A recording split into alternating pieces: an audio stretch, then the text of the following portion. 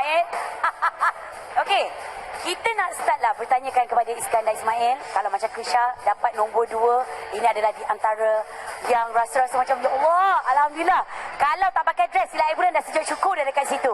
Tapi kita akan start dulu dengan Abang Iskandar lah. Kalau saya? Okey? Boleh. Abang Is, sebelum ni, mungkin minggu yang pertama dapat tempat yang jauh sikit. Betul. Minggu kedua, minggu ketiga, minggu keempat, minggu kelima dapat top. Betul. Tapi minggu yang keenam, sedikit gusar di situ. So mungkin Iskandar sendiri boleh kongsikan apa yang terjadi sebenarnya. Kalau tengokkan daripada yang rehearsal, macam boleh pergi masa praktik dengan orang tu.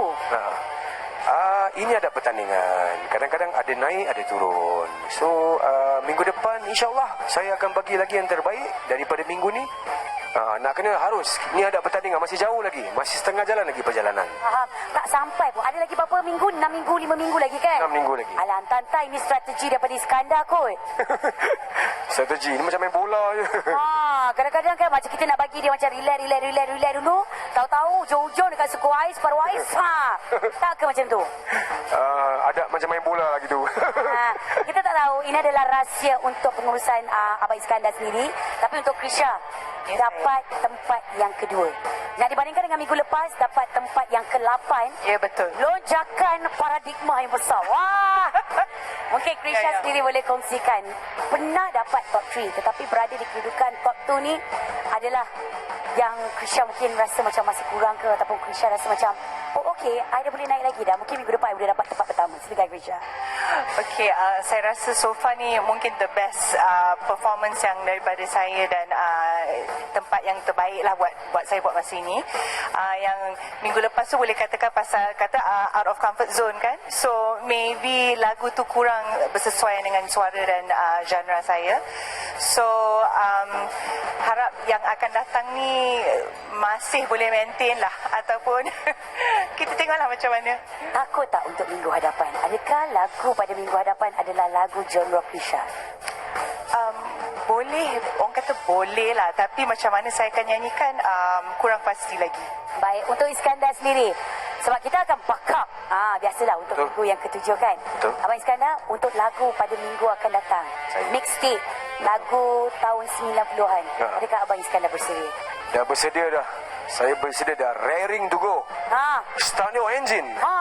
Dah tahu ke lirik-lirik dia dah boleh, memang dah hafal lah. Nak cakap sikit apa? Cuba cerita, try. Tidakkah engkau sedar siapa diriku ini? Kan aku dah cakap, ini semua strategi daripada pihak pengurusan Iskandar sebenarnya. Aku syak lah macam tu, mula-mula tempat ke-6, tahu-tahu nanti top 1. Kita tak tahu Alright, dan mungkin Krisha sendiri ada ucapan kepada peminat-peminat Krisha. Okey, kepada peminat-peminat saya, sebenarnya lagu yang tadi tu ada juga peminat request. So ini semua untuk anda, siapa yang request. Belanja sikit, belanja. Kita dah lupa dah lirik terus. Dah dah tak boleh nyanyi dah. Dah sampai lupa terus dah. Lupa terus dah, tak nak ingat. Okey, sambung ucapan untuk peminat. Okey, jadi saya harapkan yang semua terus menyokong, dan terima kasih kepada yang memberi sokongan yang datang pada hari ini juga.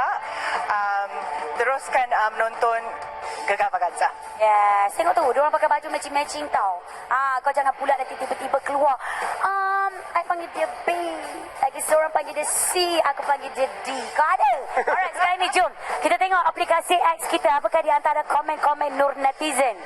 Ini dia untuk Vaz Vaganza. Kita akan belanja lah komen-komen yang terpilih kita akan sebut. Tak ada. Wah. Tiba-tiba tak ada pula komen. No comment. No comment. Baik, dia kata Vaz Vaganza, habiskan terus lah. Kita orang nak masuk tidur, esok nak bekerja.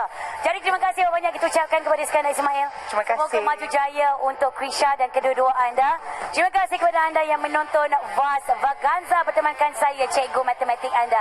InsyaAllah kita akan menyaksikan konsert minggu